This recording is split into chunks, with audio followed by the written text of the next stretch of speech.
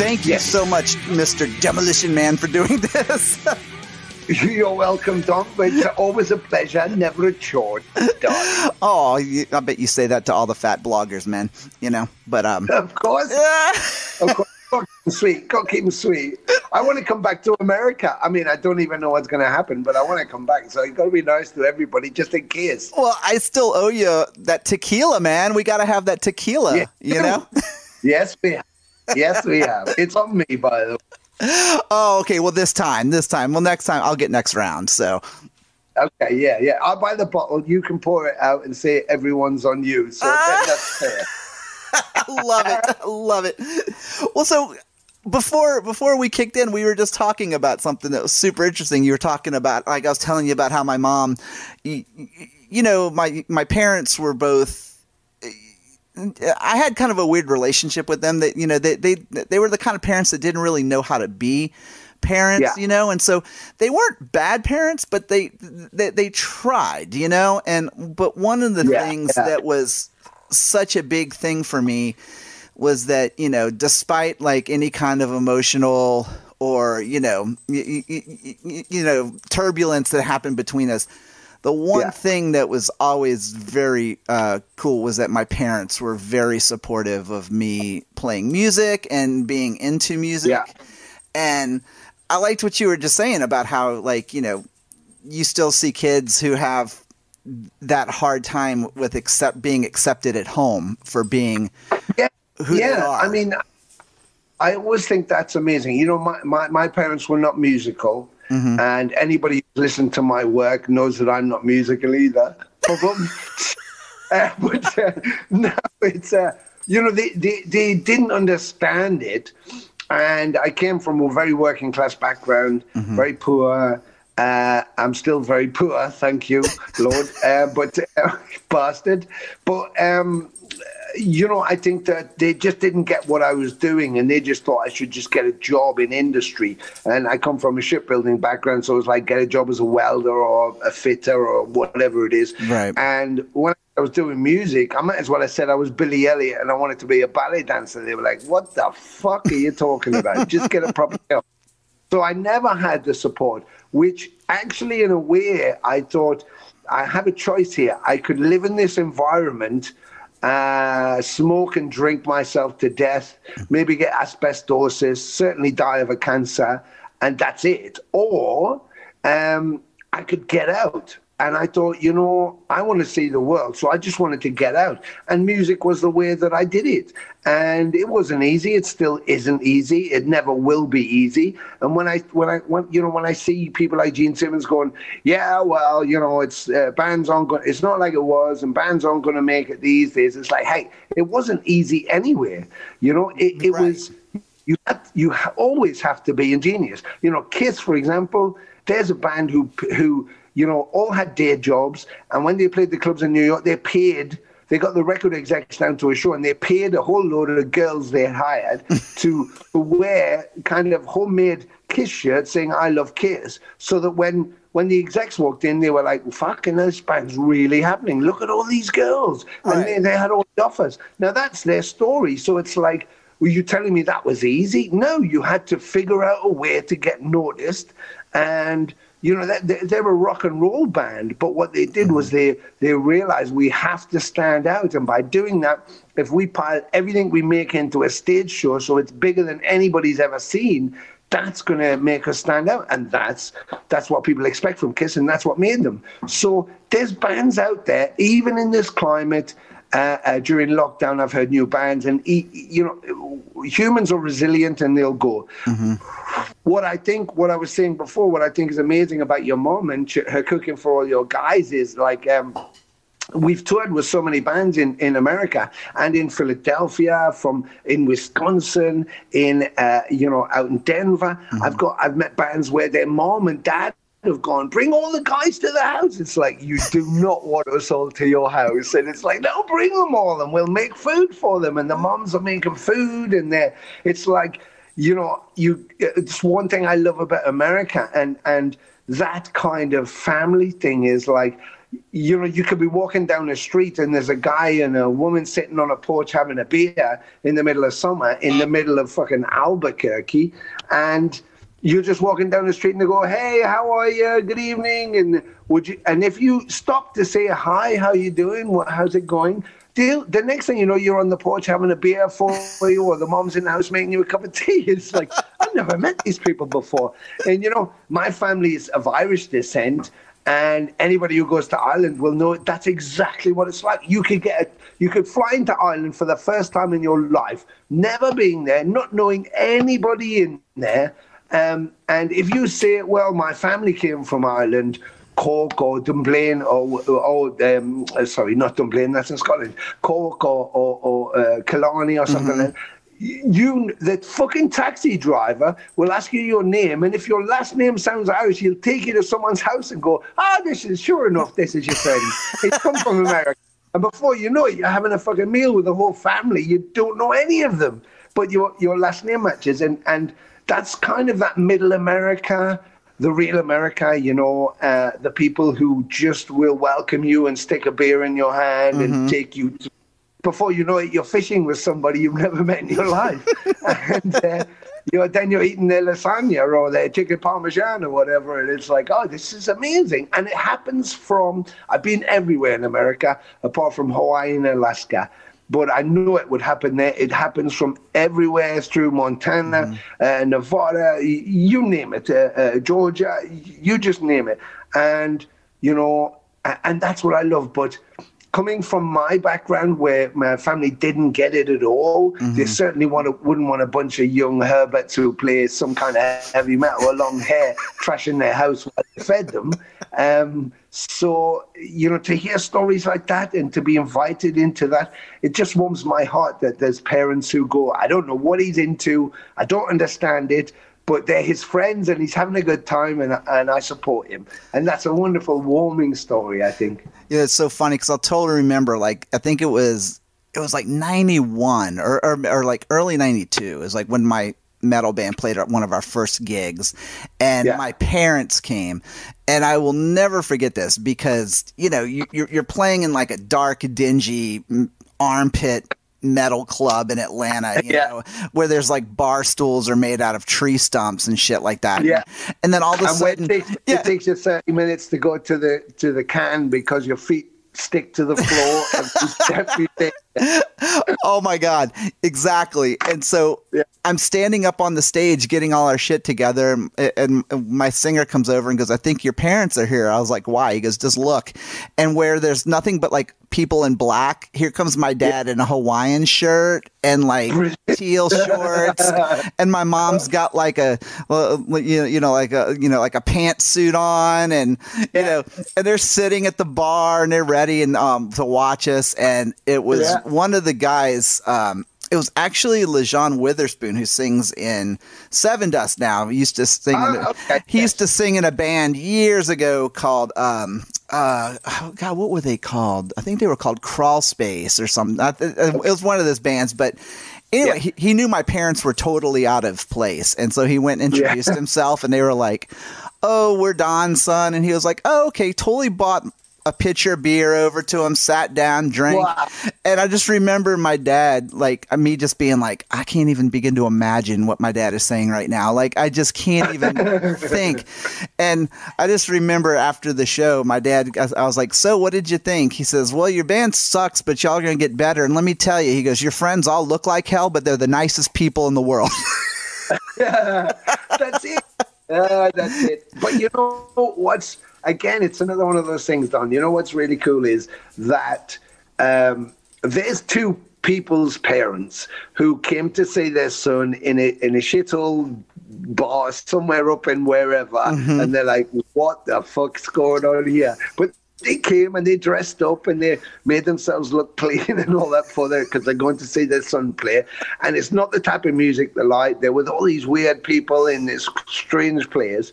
And not only are they there and they stay there because you're there, but also the communities in there realizes that's somebody's parents, and he brings them a pitcher of beer. they make sure that they're okay. Are you guys okay? And you're comfortable. And then they leave with that, wow, I mean, the music sucks. The whole thing's like smells of cow poo.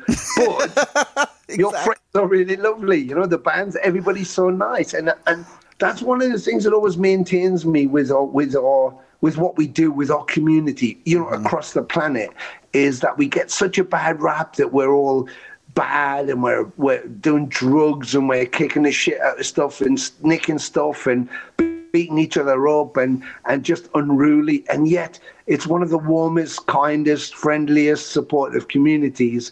And it's all because of the music. And yet the music can be, the most extreme shit that's happening on the planet. Oh, yeah. In an audio sense, and yet still, if you were at a Slayer show and someone fell over and they're playing Rain and Blood or Hell Awaits, if someone falls over, people will make a gap and pick them up, and what's amazing. That's what I find is always amazing, I've always thought with the metal community, one of the things that I always loved is, just to give you an example, like, I grew up listening to metal starting in like around 83, 84, and of course that was like the golden years to start listening to metal, Dio, Maiden, Priest, just everything. Crocus, everything.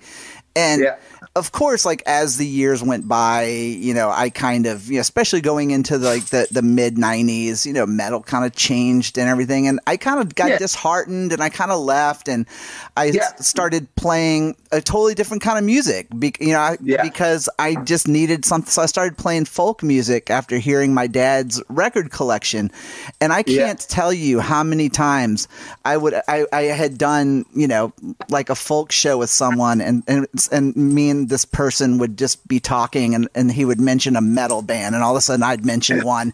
And it turned out that like all these folk singers and bluegrass bands were all former metal dudes, who basically, but it goes back to that whole, tried and true, like, once a metalhead, always a metalhead. And regardless of what you do or what you play, it's a piece of us, and it's a counterculture more so than it's just like pop music isn't a counterculture, reggae music is a counterculture, jazz music might be a counterculture, but like metal is its own thing. And I've noticed just from being a fan over the years is that metal fans generally tend to be some of the most diverse music fans and open-minded, because I was talking to a friend of mine who is like totally into extreme metal. I mean, I'm talking like stuff that I wouldn't listen, just like total, just grind death or whatever. And like one of his favorite albums is Nothing Like the Sun by Sting, which I love that album, but I loved the fact that, here's this guy who plays in like a death metal band who's a Sting fan, because there's elements of music in everything that, I feel like being a metalhead, instead of being taught to, like just kind of say like, oh, that sucks. It's like we've all been like, if it's good, we'll listen to it. Not all metalheads are like that, but for the most part, the ones I know are, No, I think that's it. I think it comes with experience. I think when you're young, you're kind of blinkered towards one. I like punk rock. And I like this type of punk rock and everything else sucks shit. Or I like this kind of metal, thrash metal, back in the day. Everything else is crap if it isn't that. And that's a youth thing. As because you want to identify with something that you feel close to or attached to. And I think as you grow, you become more eclectic. You start listening. And those influences, are in the music you're listening to.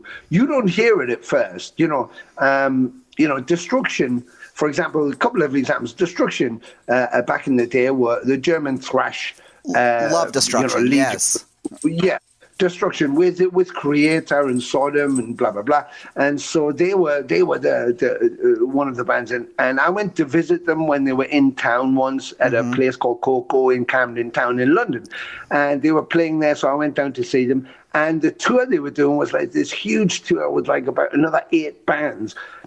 Every band before them were black metal or death metal, so they were quite extreme, and.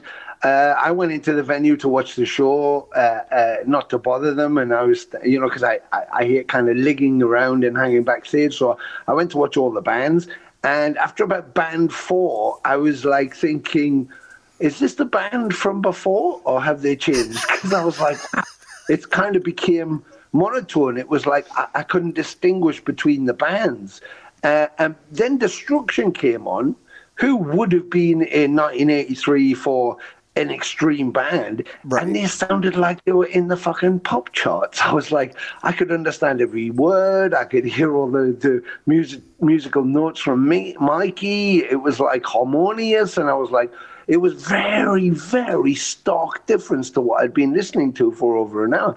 And I thought, I have to understand the music that I've just heard, because I didn't get it. And I thought, fucking hell, I'm my father. I can hear a noise, but I don't know what's happening. And I thought it didn't seem like there was a lot of musicality to it. Now, I would say, 1,000 years after the event, and they came 1,000 years after my event, I'm one of the biggest Mayhem fans. I listen to Mayhem now, and I absolutely fucking love them. And maybe it's because the partner, my partner, and Maximina is a huge singer from Satius and stuff. I've just done some work with and stuff, and she's a huge Mayhem fan, and she just plays it all the time. And it's like, the more I hear that, the more I think, oh my God. And I just started to understand it through her emotional attachment to it and the musicality. And now I'm listening to fucking everybody, and I'm like, I just get it. But I remember many times, I remember when I started working for the Royal Shakespeare Company, and I'd done a lot of technical theatre, was my kind of day job. And when Shakespeare used to come to town, we would work on the Shakespeare shows, and I would listen and think, what the fuck is all this bollocks? I didn't understand the language. And I thought it's like opera or ballet. It's for hire. It's for educated people. It's not for common people, even though Shakespeare wrote for the common people. But I didn't get it. I didn't get the word speak. And then I saw Richard III. I worked on Richard III with Derek Jacobi, and I understood it. All of a sudden, I connected to it, and I understood everything he was saying and every other character. And from then on, my love for Shakespeare came, which is why it took me into acting, because I wanted to do Shakespeare. And I just understand it now. And I went for an audition once for Twelfth Night, and the director, I auditioned for one of the roles, and the director, I read a piece, he asked me, could you read this piece? So I did that piece for him, and he said, can I just say, I've never done an audition with an actor who actually understood that scene so well as you understand it. And I said, well, I just get it. It's like speaking English. And he went, I know, but most people don't get the language, but you get all of it. And I said, well, I don't know. I've just connected to it. And I think that's the same with those extreme, that extreme scene. You all of a sudden, when you connect to it, not only do you connect to what's happening, but you see the other influences in it, and it becomes this cacophony of music that you go, oh my God. So the fact that you can have a black metal or a death metal guy go, I'm totally into hardcore or extreme core, whatever it is, and then go, what's your favorite album? You go, Dream of the Blue Turtles by Sting. You go, what the fuck? Or A Little Bluebird by Dolly Parton. You're going, eh? I mean, I remember in the Dynamo, we played Dynamo 1987 with Testament, and Destruction and Striper were headlining, and we were in Holland, and they just moved the festival. It was it was huge that year, so they put it in the car park. It was 15,000 people, and they were like broadcasting, unbelievable, live on radio. Several years or 20 years later, I was 250,000 people in an airfield, but never mind. It was huge at the time, and someone did an interview with me, and they said, okay, what's your number one influence song? And I said, Sherry. And they went, Sherry? I went, yeah, Frankie Valli and the Four Seasons. And they looked at me as like, Sherry? And I was They're like, we don't even know that. Sherry, baby. And I said, my mum and dad were rock and rollers.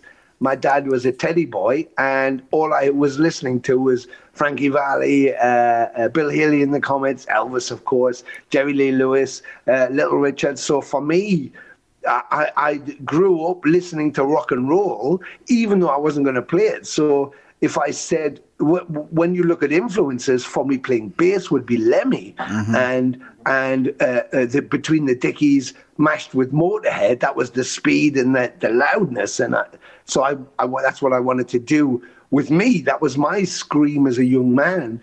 But if I think what influenced me to want to listen for harmonies and play music and hear that musicality, it was something like Frankie Valli with all those voices, or the Tempters, or anything like that. Listening to all those all that Motown stuff with that groove and those bass lines and those voices. Like Diana Ross and the Supremes. It's like those voices, it's like, wow. And that was what influenced me to go, I want to do something where I can hear layers of music that is complementing each other. So, it's a bit bizarre, but I think just to round it off, because I think I talked and it's your turn, but before I go and hand the baton back to you, one of the things I think is that you made a good point.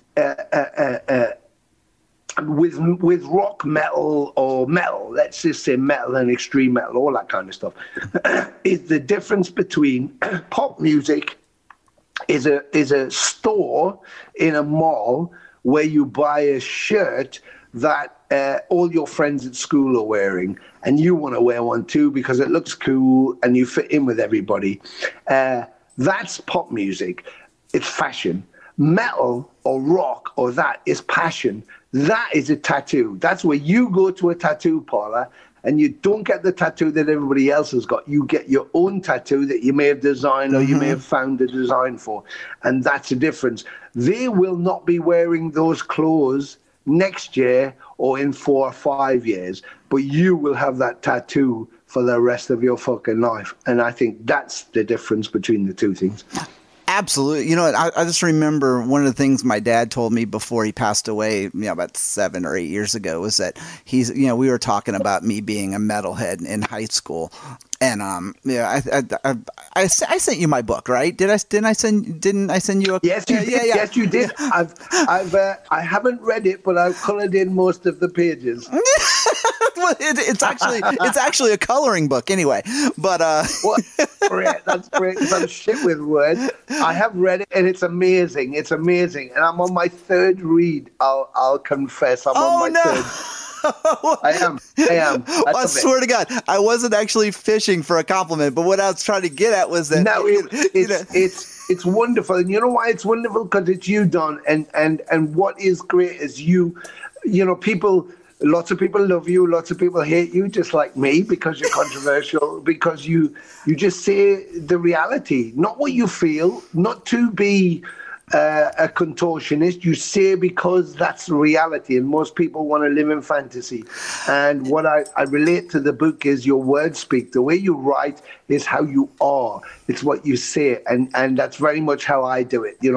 And it's a wonderful book, and I will take a picture. I recommend anybody who's going to listen to this to get Don's book, because it is a remarkable thing to read, and it's fun. It's funny because he's funny. It's insightful, but it's also a wonderful journey in someone's experience, and it's recommended. I'll take a picture so you can put that with the audio plug I just gave you, and if you can just stick the money in my PayPal, that would be lovely. I was actually just thinking I was going to hire you as my PR guy, you know? Sure, I'll do it. I'll do anything right now. It's lockdown. I need work. I'll do whatever you want. Well, so anyway, so what I was getting at was that, you know, I talked about this in my book, was that I had, you know, like I was at this kind of a crossroad, you know, with being a young person, and you know, I was in school, you know, I mean, I was in, you know, elementary school. I was picked on. I was fat. I was, you know, the outcast. But like, I could have gone one of two routes. I could have gone, you know, the mall, shirts, pants, you know, fancy shoes, or I could go with the Kmart jeans and the shirts that came out the back of record stores, you know. Yeah. And I just remember, you know, one of the things my dad said was, you know, I came out to go on a field trip one time. I had a Twisted Sister shirt on, and my dad said, you know, you're probably going to get beat up, right? And I was like, yeah. And he goes, okay. He goes, I just wanted to make sure that you were okay with the fact that this could happen. He goes, but you just be you. And, and I just remember like I said, right before he died, my dad said, you being a metalhead when you were young saved us so much money in clothes. You know,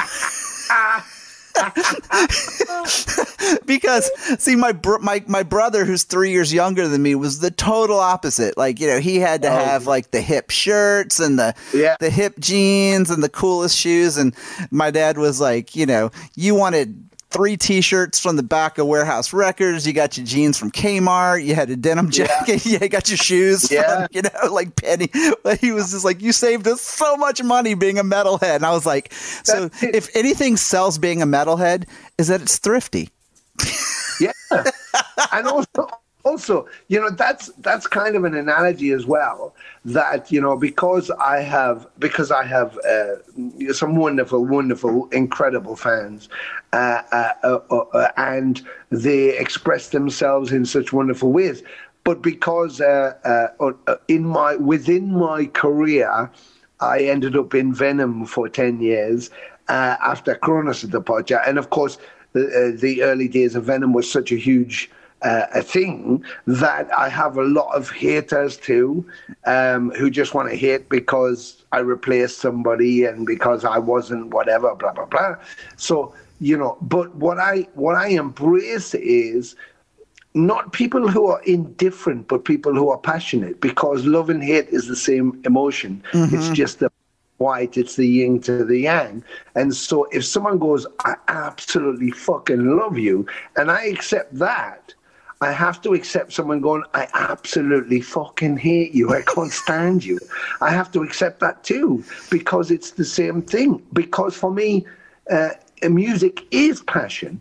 And the reason that we look like tramps and we wear our stuff from the Army and Navy store or from a record store, from Kmart, like you say, and our jeans are like $10 or whatever, instead of being fashionable with high tops that cost $200-300 and all that kind of hip hop culture, is because we spend our money on music. Because it's about the music. I mean, I've had several friends who have showed recently, and I know millions of them, but several in particular have just finished their basement complexes of their record collection. Fucking hell, it looks like Tower Records or HMV. I'm like, oh my God, that's their life work. And that's what they want to spend their money on, because that's their passion. And so they may be wearing a Motorhead shirt that's 50 years old, but that's not the point. The point is that they've got the recent releases from XYZ, and that's what I love about our music. Our culture and our scene is everybody wants to spend what they earn on the music, because that's what keeps them alive. That's what keeps them connected. And it's an amazing thing. It's an amazing thing that's it. So, you know, if your hair's a bit greasy, if your shirt's fucking, you know, I think I went to see Ted Nugent at the Newcastle Mayfair in 1980, whatever, and he was doing the Wango Tango tour, or Scream Dream, and I bought a shirt, a Wango Tango shirt, and I think I wore it until it was like a fucking dishcloth. I mean, it had so many holes in it. It's like, And people would go, what the fuck? You look like a right old tramp. But I wore it because it was my favorite shirt. And in the end, I had to throw it away. And I was like distraught that I was throwing this shit piece of material away, because you could almost still see the image on the front, but that's part of who we are. We'll wear it until we can't wear it anymore. So it's not about fashion, it's just about our connection to what we love, and what we love is the music, and that's what I love about our whole scene, about the fans, or about musicians. I just love that. It's an amazing thing. It's an amazing thing. And just as an addendum to that, quickly before it's your turn again, was you were saying about the folk musicians, and what you found was when you were doing the folk music, you talk to guys, someone would drop a metal band name, and all of a sudden you realize that everybody was a metalhead. Yeah. And yet you were all out playing folk music. And Jeff Mantis did a thing with Scooter. One year, Scooter called him up through an agent and said, we like to take a guest musician on tour, and we've got a couple of songs that are a bit heavy, and we'd like to ask Mantis if he'd come along and be part of the tour for a year and play solos on a couple of songs. And he was like, Scooter, what the fuck, Scooter? And it was like a techno band, German techno band, huge in Germany. So he went and did it. It was amazing. He played to millions of people, from Mongolia to you name it. I mean, massive shows, massive, 250, 300, 500,000 people in fucking arenas. And he'd come on and play these solos and fire pyrotechnics. And afterwards, people would criticize it, going, Mantis or Venom play with Scooter, a fucking techno dance band. What the fuck, As if he'd sold out. But it was like, hang on, but these people it was still music. But one of the most interesting things, and the reason I brought it up, wasn't all of that, was the fact that he was sitting backstage talking to the guys having food one day, and they all confessed that they were all metalheads, and they were huge fans of Venom.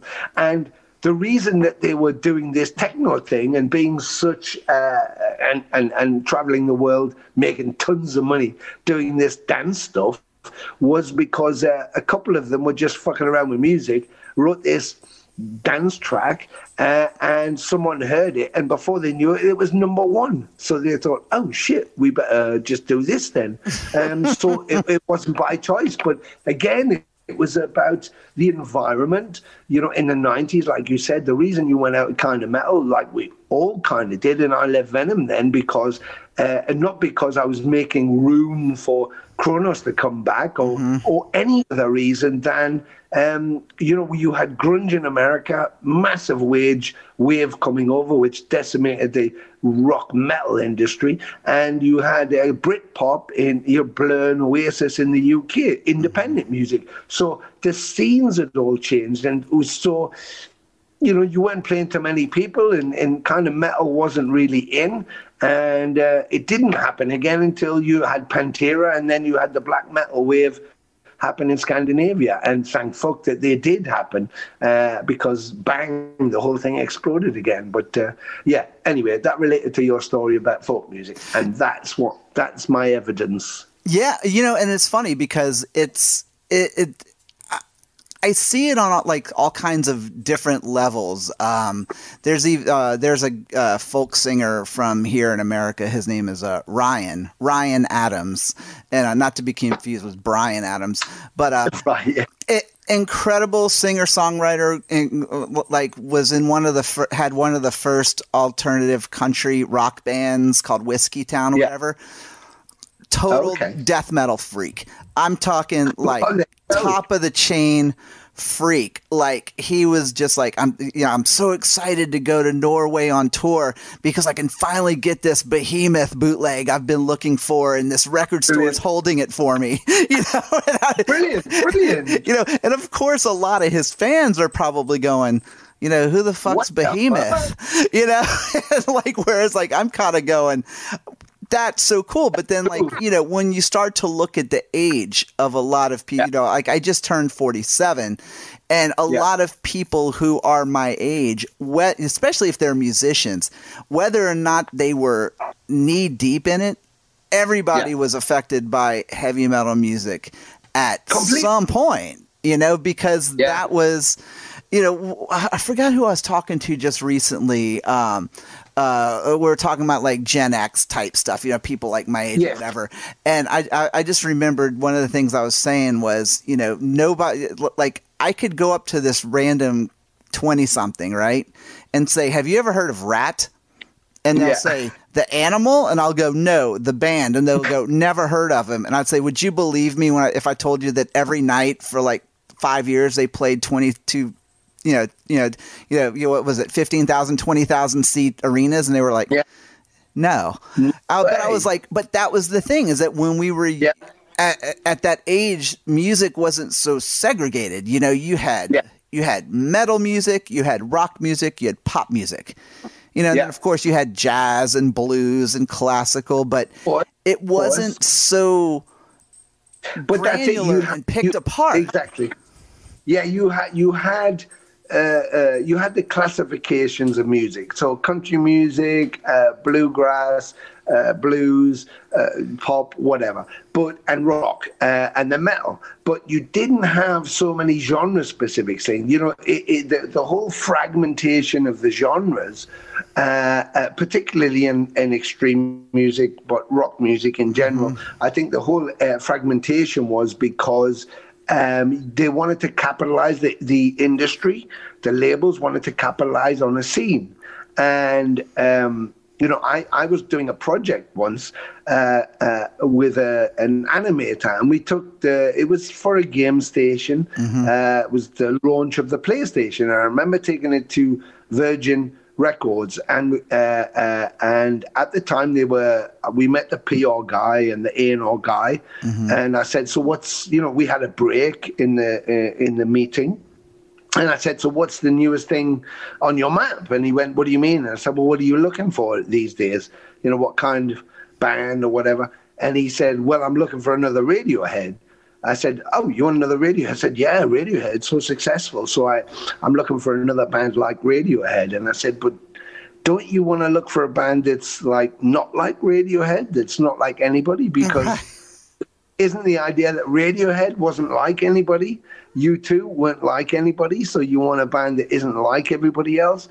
And he said, well, yeah, of course, that's what you're ultimately looking for. But if you can capitalize on what's selling, that's what you want to look for. So if I can get 10 bands that sound like Radiohead, we're going to make a bundle of money. And I said, okay, but isn't that short-lived? He went, yeah, Radiohead's going to be around for a long time, and most of those bands will disappear after a year. But, we're not, whatever, there'll be new bands. So it's almost like they were thinking, you spend your whole life playing pubs and clubs and shitholes so you can get a record deal. Then you get a record deal, and you're looking at like, wow, we've got a record deal, so we've made it. We're going to have a house in Malibu. We're going to be the Rolling Stones.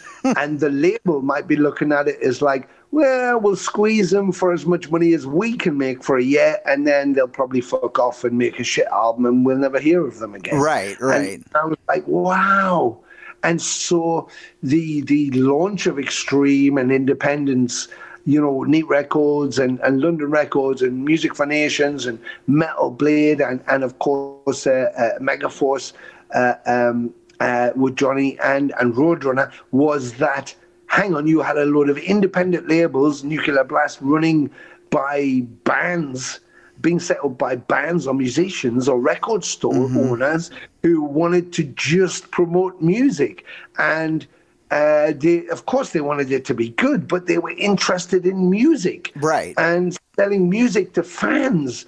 And it wasn't about going, it wasn't about selling, if you wanted to get a fucking Metallica shirt or a Slayer shirt or a Motorhead shirt or an Iron Maiden shirt or whatever the fuck, you went to a mom and pop music store or some, mini mall music that had these shirts if you were lucky, if you lived somewhere that were lucky. Now you can walk into fucking H&M in fucking New York City and they've got a whole line of Iron Maiden shirts and Metallica shirts. And for you end up with a $180. Kill the Kardashian. It's the Kill the Kardashian, isn't it? It's Gary's Kill the Kardashian. You know, because you see Kim Kardashian wearing a Slayer shirt and going, she never went to fucking see Slayer. Right. But on the reverse of that, you've got Miley Cyrus now recording Metallica songs. And she'll get pounded because it's fucking Miley Cyrus and she's off with the fucking fairies down the bottom of the garden. Of course, we know that. Right. But she's recording these Metallica songs, which means she must have fucking listened to Metallica, which means that even though you're going to judge Miley Cyrus because, you know, Billy Ray Cyrus and she's a pop star and she was a Disney girl and she's fucking off and or whatever, but who's to say that she doesn't get into the car to go to fucking Ralph's grocery store and blast fucking Metallica's Kill 'Em All? You don't know that. We don't know that. So maybe the kid's a huge Metallica fan and she wants to record Metallica songs. You know, and that was always my thing is like, yeah, these fucking Hollywood bimbos wearing fucking these metal shirts. And it's like, okay, yeah, you see whoever Kardashian wearing a Napalm Death shirt, the likelihood that she's ever listened to the Scum album is like minimal. But, you know, maybe she's wearing a Metallica shirt because she likes Metallica. Maybe she's wearing a Slayer shirt because she fucking likes Rain and Blood. Mm-hmm. Who knows? You know, I mean, it's where it's crossed over into fashion to look hip. I remember there was a friend of mine in Japan said he was getting on an airplane and there was somebody in the airport walked past him and they were a 20-something and he's a 50-something like me. And they walked past him, they had a T-Rex Mark Bolan shirt on. And he went up and he was queuing with his ticket and he said to this person, he went, wow, cool shirt. They went, sorry? He went, cool shirt, you know, Mark Bolan. Mm-hmm. They went, oh, thank you. And he went, T-Rex. And they looked at him and he was like, you know who T-Rex is, don't you? And they were like, no. And they were like, you know, T-Rex, Mark Bolan's band. He was like, do you know any songs by Mark Bolan? They went, no. Who's Mark Bolan? He went, you fucking wearing his shirt. You're wearing his shirt. I mean, it's a mad world. It's like, you know, I wear a Rolling Stones shirt, but I've never seen the Rolling Stones. I wear a Sex Pistols shirt, but I've never listened and never mind the bollocks. It's like, I don't understand that. So the corporates have taken music to use it as a retro hipster thing, mm-hmm. and that's not what we're about, you know. That's not what we're about, and so it's quite interesting to see that kind of development. But it's like an Andy Warhol painting, mm-hmm. you know. Did you like Andy Warhol? I don't know. Did you think he was cool? I've got no idea. Do you know about Studio 54? No. Do you know who he even is? Have you seen a picture of him? No. But you've got a painting or a print of Andy Warhol on your wall because it's Andy Warhol. Right, you know? right. Right. People say it's Andy Warhol. I remember in 1980 or 79, my girlfriend saying to me, you have to get up really early tomorrow and go and get us tickets for the Rolling Stones. And I was like, why? She went, because they're playing at the local football stadium. We have to go. I said, I'm not a Rolling Stones fan. I don't listen to the Rolling Stones. They went, I know, but it's the Rolling Stones. You know, going to Nebworth to see Led Zeppelin's final show, you know, at Nebworth Festival in London, to go and see, because it's Led Zeppelin's final show. It's like, okay. So you go and you go, right, cool. But it's like, but I'm not a Led Zeppelin fan. But it's like, right. I know, you don't have to be. It's Led Zeppelin. It's like, right. You know what I mean? It's like, yeah, I totally know, because it goes back to this whole. Well, I mean, it kind of boomerangs back to what you and I were talking about earlier. Was that you know, with metal fans being open-minded and you know and into you know that can be into different things. Like, who am I to not assume? Or who am I to assume that someone couldn't get, you know, let's say, I mean, Miley Cyrus is a good example, like you were saying, like that girl probably, there's a good chance that maybe she grew up and never heard a lick of metal in her entire life. But what happened maybe like a year ago, she was hanging out with a friend and someone put Kill 'Em All on and she was like, wow, that's different. I like that. I'm going to dive deeper into that. And then, as we all know, it's a ripple effect. It all starts with one band, you know, like for me, it was Twisted Sister, and then from Twisted Sister, it was Quiet Riot to Iron Maiden to Dio, you know what I mean? And it just becomes this ripple. And I think that the commercialization of heavy metal, like you said, like, t-shirts being available for $150 at HLM or whatever, sometimes takes away from the idea that it's possible that someone could actually be into. I mean, look at like Lady Gaga, farthest you can get from heavy metal. Yeah. Huge Iron Maiden fan, and like, who would know that? You just wouldn't know. That's also the kind of point is that, do we know or not that Miley Cyrus wasn't doing her Disney Channel, singing country music because that's what her daddy did, and doing her pop Disney thing because that's where the money was, and then secretly going home, spending the night in her luxurious, $1 basement of her daddy's place, smoking fucking the best skunk that you could get, listening to fucking Napalm Death. We don't even know that. We don't know. Maybe the kid was going, this is such bullshit, but it's paying me so well. And, maybe that's what she was doing, masturbating to fucking Kill 'Em All. I don't know. But we don't know, and it culminates in the fact that she wants to do something raunchy, and she thinks, what's more raunchy for her? What's more raunchy than Metallica? They're the ultimate metal band, rock band. So, so for her, that's like, I'm going to do Metallica songs. I fucking like them, Right. And it's like, I went to Metallica were doing Death Magnetic tour. Right. A couple of days before, they were doing kind of fan club things, and I got 2 invites to go to these special shows. One was like I could go backstage and everything like that. So I did. I went. I didn't go and see the guys or anything like that because I like I say, I'm not a legger. I just want to see the music. So I just went and I mingled onto the floor, and I could walk around. The fans were up in the seats and stuff, and I could walk wherever I want, and I just walked and watched Rob play because he just joined the band. But I watched that whole thing, and it was an experience. And I thought, when they ended the show, like so many Metallica shows, they ended with Seek and Destroy. And I looked around at the whole fucking place. I mean, it was at the O2 Arena, which is like huge venue. Right. But these were fan club shows and press shows, so just for selected audience and the fan club. So it wasn't the actual shows yet that they'd sold tickets for. But I looked around and I saw all these thousands and thousands of people all singing along. Now, I can tell you at my age, not all of those fans were there when they released Kill 'Em All. And not all those fans went home and had Kill 'Em All in their fucking record collection. Right. They just didn't. I was looking at all types, women, men, older men, younger men. They just didn't have the stuff there. And some were metalheads and some weren't. But they were enjoying the concert because it was like Metallica. And it's what I was saying. It was almost like the fact that it was Metallica meant more than the music.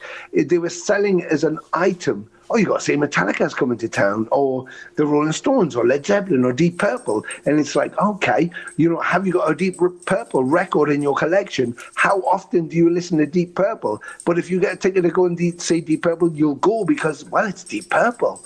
So it's a must-see band. It's like, maybe it's not. Maybe it's not your type of music. Maybe they don't trigger you in the way that music triggers someone, but you go because it's fashionable, because it's like a must-see band because they'll all be dead soon or something. So I've got to go and see it. It's like going to see Elvis in his Hawaii concerts and not being an Elvis fan. Why would you go? Because it's Elvis. Why would you see Sinatra?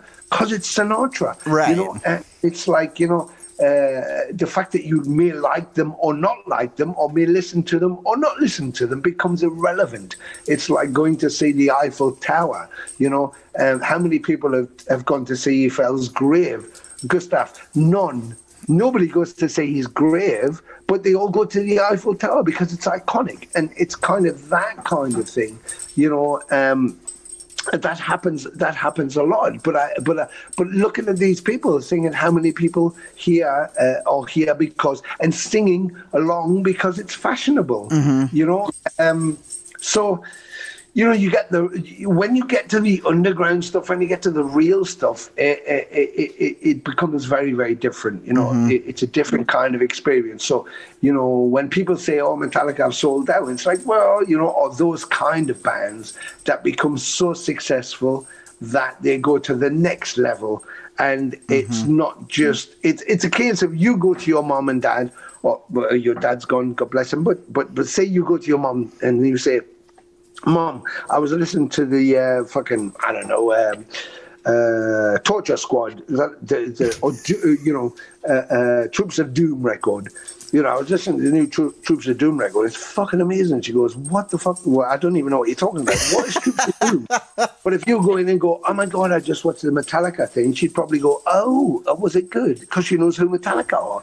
So it's kind of, you know, it becomes a marketing thing that what you want to do is you want to have the word of your band so commonplace that it's like saying Folgers coffee. You know, Slayer becomes Folgers coffee. You know, it becomes so part of your word speak that even though you may not buy their albums or you're very aware of them. And then marketing is so much easier. And it's distinctive nature of commercial music, pop music, and underground. Right. You know, underground just is something we have to investigate and we have to know about. And the commercial side is pop music, and that can be even metal if they market it right, you know, which is what they did with the whole grunge movement and the whole Britpop music. They tried to make alternative music, so rock music, just in a different format, but accessible to everybody, so they could sell it to a demographic that was going to age with it. So it's a Spice Girls mentality. If I can create something and sell it to a 13-year-old, I'll probably be able to have that success with that person for 3 years. By the time they're 16, they'll be thinking it's shit. Right. And they won't want Barbie doll anymore, and they'll move on to something else. But there'll be other 13-year-olds I might be able to keep a hold of. So I've probably got a 4 to 6 year span of selling this before it's too old and I've got to move on to something else. And that's kind of how the industry works. Whereas the rock metal industry, it doesn't work like that. It becomes forever. It's like AC/DC or as good now as they were when they started, I guess, even with Brian Johnson. Right. And have the same fan base that they always had and always will have. You know, are they on the news every day? Are they hanging in your local store? Are they on the radio 24 hours a day? Maybe in America, but nowhere else. Right. But, does everybody in the industry know AC/DC? Of course. And that's the target, I think. That's where you need to go. So you're a band that just plays to your fans and has that respect of your peers and the notoriety. And you have to make that decision, I think, that do you want to be a corporation and just make money, or are you doing it because you want to make music? Mm-hmm. And if the music is so successful that you make money, then okay, because if people buy your music, you should make money. But if making money is the only reason you're there, you won't be there very long. And if you want to do it because you just want to become famous, you may become famous, but maybe not for long enough. You know, at some point you'll not be famous anymore, and you'll wish you had stayed. Whereas if you do it for the music, if you're a Jimmy Page or a Gillan or a Keith Richards or a whoever, you're a Hendrix. You know, you play music because you can't not play music. You end up being a jazz musician playing bass like I did in some bands, or you end up doing folk music like you until the seas level themselves out and you can go back to doing what you really love doing, you know, but you never stop playing, and that's the difference. I think one of the things you said that was super interesting was that you were talking about like how it's funny how like there are some bands who are smaller bands in status or whatever, of say, but still commercially big. Let's say, I don't know, I can't even think of one right now, but let's say they rely a lot on, selling their merchandise and being, like you said, being kind of a brand, and put the music in like the back seat somewhat. And I was watching a documentary on the Stones. I think it was called Ole Ole. It was on Netflix or something, and it was like they were playing like a huge concert at like Mexico City. I think it was huge stadium, you know.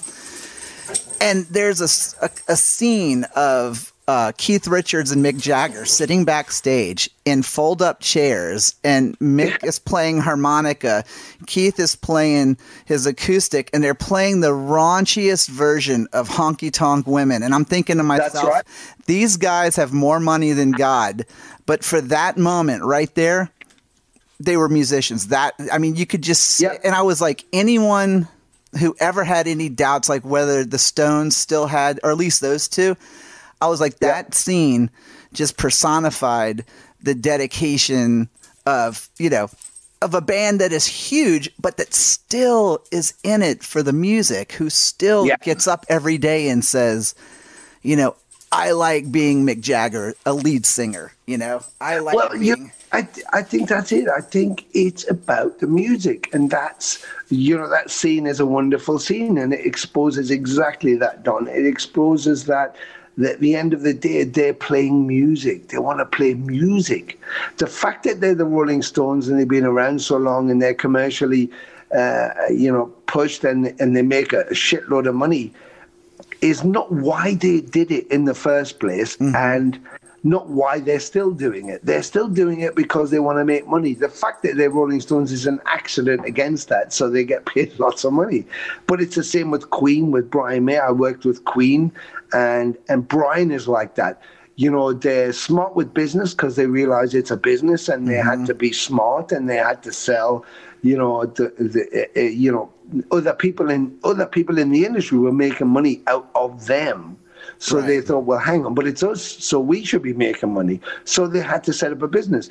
But at the end of the day, if you took it all away, Brian May would still be a guitarist. He would still be creating music. He would still be playing, because that's what he is. He's a musician, and that's what he loves, and that's why he's there. He's not there because it's an easy way to make a load of money and I can have a big house and lots of cars. He's there because his guitar's there. And if you said, look, you can take all this great shit and all this money and have that, and I'll take all your guitars away, but you'll never have to play again, or I can leave your guitar with all your pedals and amps and stuff, and you have to make a decision. What do you want? He would pick the guitar. Oh, yeah. That's the difference. Lots of bands these days would pick the fame and the money. And the real musicians would pick the instruments and be broke again. And that's the difference. Joe Bonamassa, how much bigger do you want to get? How much more, incredible do you want to be? And yet there's a guy who was just playing blues in jeans and a T-shirt, fucking busking for a living. If you took everything Joe had away, what do you think he would be doing? He'd be sitting on a box on a street corner playing. That's what he'd be. That's what we'd be fucking doing. Oh, because that's the thing, is that the passion for the music, and it goes back to kind of Venom Inc., for instance. Like, I remember, this kind of ties into two things we were talking about. I remember the first time, this was before I knew you, and I'm looking at the paper, and or looking online, not the paper anymore, and it said Venom Inc., playing at the Masquerade. And I just remember saying, like, what the fuck is Venom Inc.? Like, what the hell is that? Like, and I started reading about it, and then all of a sudden there's like this Kronos Venom, and then all of a sudden, like, and then when I saw that it was you, I was like, now that's Venom. Like, but I was like, you know what? I was like, I got to see this, because I never got to see Venom as a kid, and I loved Venom. So I was like, this might be my only chance to see this, so I got to go, and of course, which was the whole point, exactly. And it was incredible, because it was one of those moments where, like, I got to see this band that I loved as a child and as a young person, but at the same time, I'm also looking at the venues that Venom Inc. is playing, and, they're generally small clubs, a few hundred people in there, but I'm going, these people don't have to do this. Like, you guys could all stay in England and do your thing. You're all grown men. You can do it. But that passion for music is still there. And let me tell you, man, like when I saw you on stage, like I almost got a knot in my throat that I had to interview you after the show. Cause I was kind of scared. I was like, that's a scary motherfucker. And all of a sudden, you know, backstage, it's like, you know, you've got a laugh that'll fill a fucking arena. And I'm going, oh my God, this is amazing. But like what I'm getting at with that is that is something inspiring when you go see a band and they're playing for, you know, 300, 400 people and they're giving 180% like they're playing to a fucking arena. That's when you know the music is what matters, not how many t-shirts you're selling or how many records you're pushing. You know, that is the music. And it's also a respect for the fans also. Yeah. That's the main thing. That's the main thing. You know, for me, it's like it would have been very easy for us to stay where we were and fly out to do festivals and play for like 20,000 people, 30,000 people, 80,000 people at a VAC and 120,000. That's easy. It's easy money. You know, because you fly in, you get looked after, you fly away, you take your money, you sell your merch. You know, you might do a signing or not, depending on, you know, how you feel about that. And you can make a career out of it, you know, and then your online resourcing with Patreon and all that kind of stuff. And, you know, so you can make a living. But, you know, for me, you mentioned, you know, the club, the masquerade and those kind of tours. For me, it's like we did Wacken, we've done Hellfest, we've done all the big festivals, we've done a million other festivals in between. We've been very fortunate. I'm not. They're amazing festivals, they're amazing people, amazing organizations, and I mean that.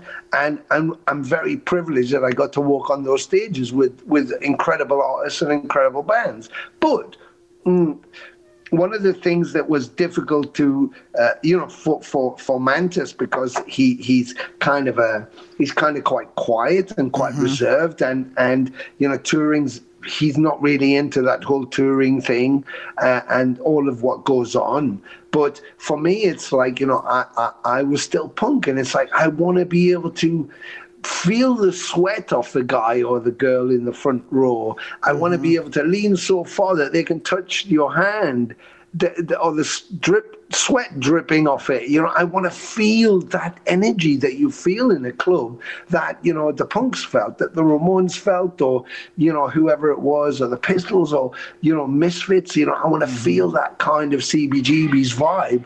And it could be, you know, in any club, but I want to feel that because music is an electric experience shared by the audience and the band.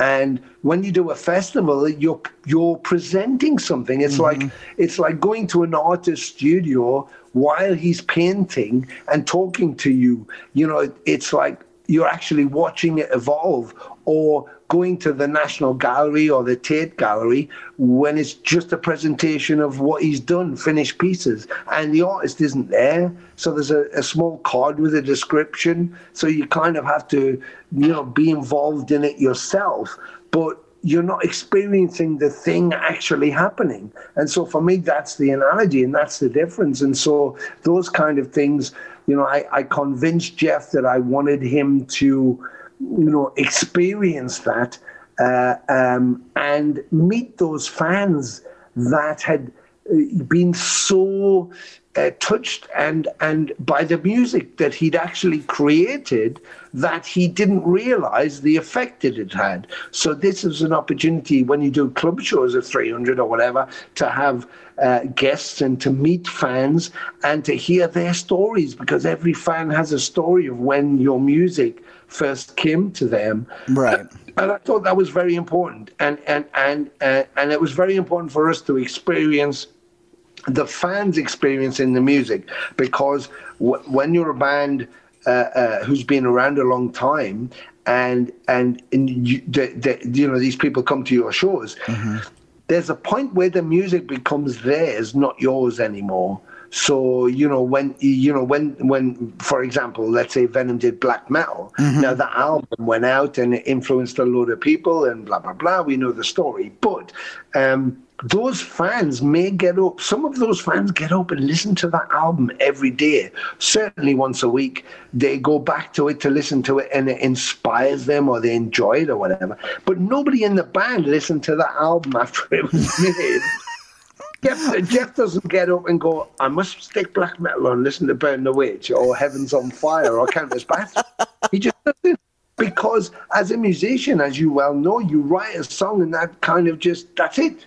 And I remember a quote from Lemmy saying, we've written fucking great songs, much better than Ace of Spades, because he was lamenting the fact that he had to play Ace of Spades every show because that's what fans wanted. But Ace of Spades was such an iconic song for so many people that the first time they heard it, it may have changed their life. So, of course, he's there, they're there. You want to hear it. It's just the way it is, And I think that it's why we would do a load of shows, try and play loads of new material, but our encores would have to be Black Metal Witch and our Countess Battery, because fans would lose their shit and listen to those things. And, you may play a show where you've played 3 or 4 times, but there's a whole load of new fans in there who've never heard those songs, and this is their opportunity. And so, some of the criticism we had from people who are, chronophiles or like the original Venom, which is fine. It was like, I don't want to fucking, it's not that or it's not this for them. The experience was different. But for me, it was like, look, there may be some fans here who've never got to see this live. And Mantis, who wrote it, is right there playing that song. So just listen to the music. Forget everything else. Forget the politics. Forget who's who. Just watch the guy who wrote the songs playing it for you then, if that's what you need. But experience it, because music is an experience. And that's why that kind of thing was so important for me and always will be. We could do 1 million shows. We could do arena tour with whoever or, ourselves, touch wood. But I would still do club shows because that's where it becomes real. That's where there's no bullshit. There's no marketing. If people buy shirts, they buy shirts. If the club owner can only pay you whatever he can pay you, okay, that's fine. But do I want to not be able to contact those fans and experience their energy, loving our energy, and we're both loving the music at the same time? No. I can't. That's what it's all about. And you know that very well. Being a great musician yourself, Don, is like when you can perform some of your music and that response you get, that connection you have, that's what it's about. That's what it's all about. And it doesn't matter how much money the Rolling Stones might make, or how many planes they get, or how many fantastic hotels, or how many birds are backstage, or how much coke they've got. You watch Keith Richards playing on stage at the Blues Club in New Orleans, at the House of Blues. Man, he's just playing the guitar. He's just playing. And that's what the beautiful thing. That's what's beautiful, It totally is, and like you said, I swear to God, Tony, you and I, we should make this like a monthly installment where we just once a month we just talk and just record it for people, because I love this. I feel like I could keep talking for like hours. I know. And that's because we both talk. And I must say, I must apologize. I know we got to wrap up because we're like 1 hour 14 or something. Oh, and, no worries. I kind of talk too much this time. So if we do another one next month, and then you can be the one who talks, and I'll just be the one who's quiet. How's that? Well, you know what? I will tell you this though. To me, it is, as when I started doing this, I don't have a journalism degree. I didn't go to school for this. I wanted to be 2 things when I was a kid. I wanted to be a musician and I wanted to be a writer. And so, me doing this, I make no money doing it, but I love doing it because it's that dork side of me from being a kid where I want to get into the heads of all of my favorite artists. And the fact that you think enough of me to constantly keep in touch and to do stuff like this is just, it makes me like, okay, you know what? Maybe I'm onto something here, you know? So. But you are. I think you are. And I think that's what I love about you, Don, since the first time we spoke, is that, you know, I'm a very pragmatic person and a very practical person, and very, this is it, you know? I mean, you know, I could be a cock, I could be a prick, I could be a cunt, I could be all those kind of things. That's easy enough to be. But, you know, I had to evaluate it myself and think, what, you know, even though I get pounded a lot and I get, you know, trolled a lot and all that kind of stuff, I thought, you know, that shit's not going to stop me doing what I want to do, and it shouldn't stop anybody. And any young musician or young person who's having a hard time from school to the music they like or anything else should think the same thing. It's like, don't change who you are because other people who you know think you should. It's like, you know, fuck it. You know, you are you, and you should be proud to be you. And whatever they achieve in their life, they'll achieve. But it's not about what they achieve. It's not about what anybody else thinks you should be doing. It's only about what you think you should be doing. And so it doesn't change you, you know. And much like Lemmy said, you know, always be truthful and always be good to your fans. And it's as simple as that, you know, just be the realest you can be. And the people who like you will like you, and the people who don't like you won't like you. But that's all you have. If you're true to yourself, then you're true. And that's it. And that's all you can be. That's all you can be. But I think that there's a reality there, and that's what I love about you, is that you don't try and be something else. You know where your positive sides, and you know what your negative sides are. You know what your shortfalls are. You try and fill in the gaps, but whatever you do it with your full heart, your full belief, and your full personality, and that's the purest thing you can be. And that's why I relate to you, and I love you for that.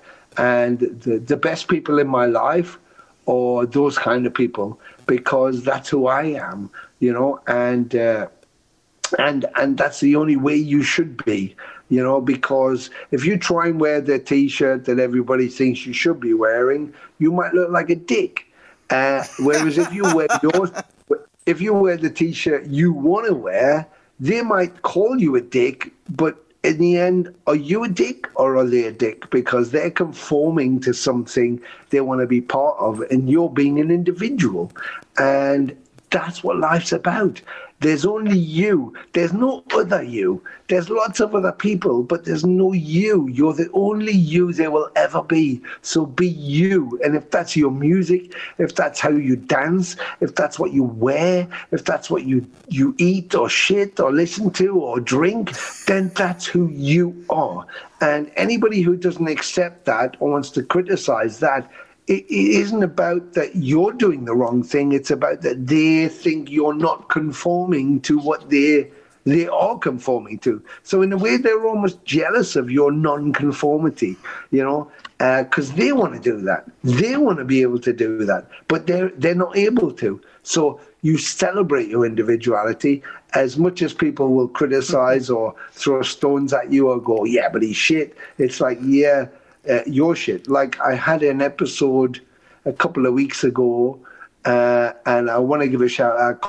I didn't know his real name, but I'm running this competition so people can win an old bass I had, which is rare. Yes. And I've got a load of rare stuff, and you know, it's all on my social media. And I just thought, you know, I'm going to do this for some local community, families and kids for Christmas, because it's 2020. We've had lockdown. It's a shit year. They were trying to raise funds. I noticed they were doing that, and I thought, yeah, I really want to maybe help, you know. And I thought, I've got an idea. I've got all this rare stuff I could just kind of auction. And then I thought, well, if I auction it, someone with some money is going to buy it, which is cool. But then I thought, yeah, but not everybody has money these days. And so a lot of fans who might want to have some stuff are not going to be able to do that. And so I thought, oh, well, I'll have like a kind of raffle. So it's cheap enough that people can buy a ticket. They might win, they might not. But if they do win, it's cost them like 20, 30 bucks. But they've won some cool stuff. And then that shows the community. It's a bit of fun. It's a bit of entertainment. And in the meantime, then I can give to these local communities and go, surprise, happy Christmas. And they're going to go, oh, my God, this is amazing. So I thought, yeah, it's a positive theme. And so doing all that, and some guy had wrote on one of the Instagram page for Venom Inc. Because someone in Denver had reposted, oh, this competition if you want to win this, and this guy had wrote, who gives a fuck? So what? So I kind of then looked into it, and I looked at his profile, and I saw where he was from, and I saw what he looked like, and I thought I could say so much right now in a very negative way. But I just thought, there's one of your most popular posts has 6 likes. One of the most popular posts on here has over 3,000 likes. You have 125 people following you. But on this page, there's about 55,000 people following. So when you say who cares, I guess I got to say 55,000 people care. About 45,000 more than care about you. So yeah, but I didn't use that as a comparison to himself. I was just exposing reality. And then he wrote immediately and said, "I'm very sorry. I've had a really shit day." And then I talked to him, and after about an hour, found out his mum had died. It was Thanksgiving. He was just.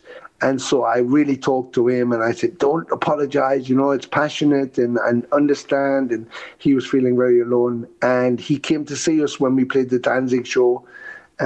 He was there, and he'd already bought a ticket to the competition. And so I got his address, and I've sent him something for Christmas outside the competition. And he said that I'd saved his life. Because I guess that day that was it for him. He was going to end it all.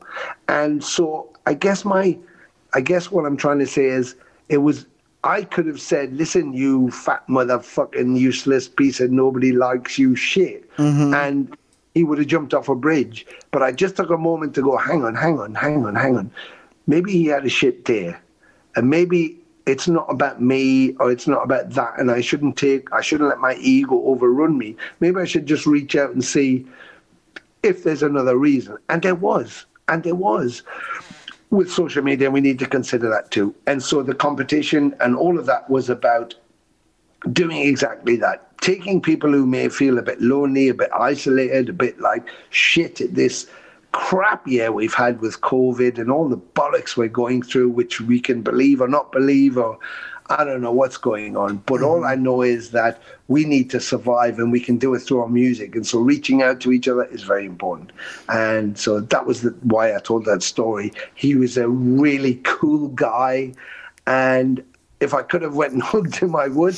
But he's gonna get a cool present for Christmas because of that, and give him something to look forward to. And I told him, the minute we get to your state and where we are, you're my VIP guest, so you get free. Do not buy a shirt and don't buy a ticket to the show because you're the guest. And if that keeps him going, and it gives him a sense of being, because also that's the other thing is it's very easy to think nobody gives a fuck what I'm doing if I even exist.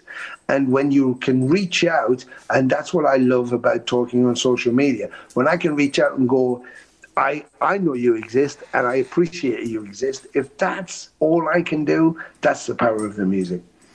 And that means so much to a lot of people, and it means a lot to me. And I am so psyched. I'm going to let everybody know, especially in the description of the show, that how they can go about getting a chance to win this good stuff. And Tony, as always, man, you are my brother. I love you, and we might just have to have our own show. You know what I mean? Like maybe we'll get picked up.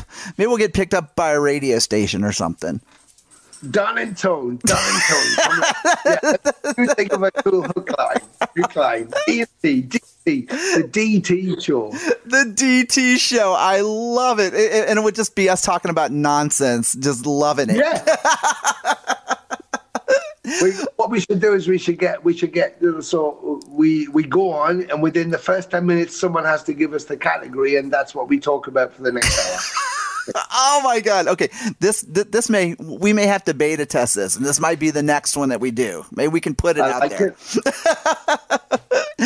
I'm in. Well, Tony, thanks again for doing this, man. And we're definitely going to do it again, and happy holiday and all that good stuff, man. You big, happy, smiling pile of goo. Well, just thank you for having me. I know I overtalk, but I know you can, so I was trying to dominate it because I know if I don't, you will. But I know you love to talk too. I love your brain. I love your mind. I love your personality. I love your warmth. You're generous, and your insight and your intellect. All of those things are my favorite thing. I love your mom, and that she's going to make me beans. I love that. Please tell her. Please tell her. And I thought I'd say her on video, but it wasn't about to happen. So never mind. Another time. Have a good night, and thank you again so much. And to all the listeners, stop it. Turn it off. I love you. I love you very much. And thank you, anybody who listens. And I'm sorry it took an hour and a half to get to this point, but thank you so much. And keep listening to Don. He's the man. And keep it real. And we'll see you soon.